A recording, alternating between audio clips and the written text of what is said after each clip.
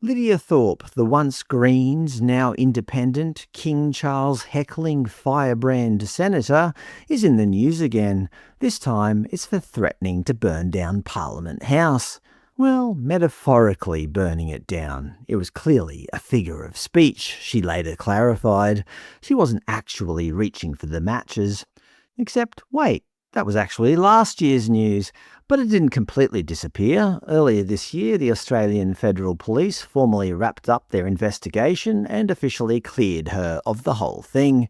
Which makes total sense, because if I'm waiting at Brisbane Airport, the line isn't moving, and I yell, "If this delay keeps up, I'm going to blow up the plane," everyone knows it's just a colourful metaphor for my mild impatience.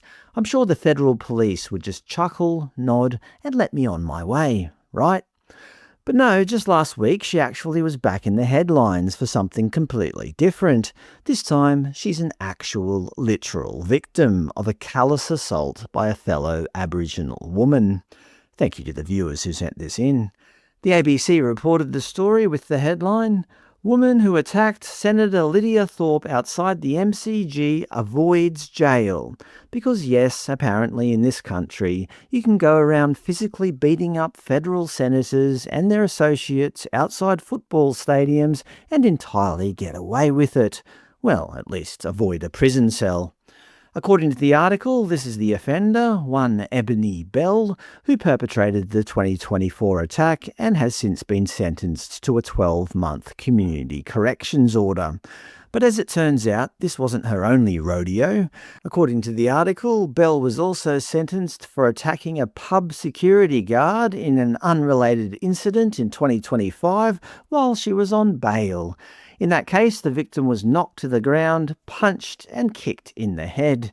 The National Indigenous Times noted that the bouncer attack was a reaction to her refusal to enter the pub, which she believed was motivated by racism.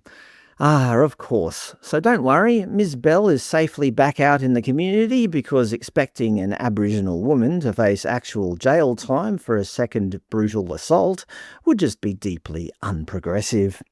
We wouldn't want minor details like public safety or criminal accountability getting in the way of a good intergenerational trauma narrative. This is the CCTV image of Ms. Bell throwing a punch at the good senator. It was alleged in court that Senator Thorpe made derogatory comments about the accused's mother, a claim Senator Thorpe flatly denied. And this image I showed you earlier is of Ms. Bell pulling the hair of Lidia Thorpe's friend, because you know, when someone allegedly disrespects your mother, it is only logical and mature to square up to them, punch a federal senator twice in the face, whack her mate, and drag a bystander to the ground by her hair. It's textbook self-defense. Reports note that Senator Thorpe suffered multiple injuries during the attack, resulting in a prolonged absence from the Senate. Explaining her time away, she stated, "I sustained serious nerve and spinal injuries in my neck, which required spinal surgery and a plate to be inserted. There's a scar on the front of my neck from this."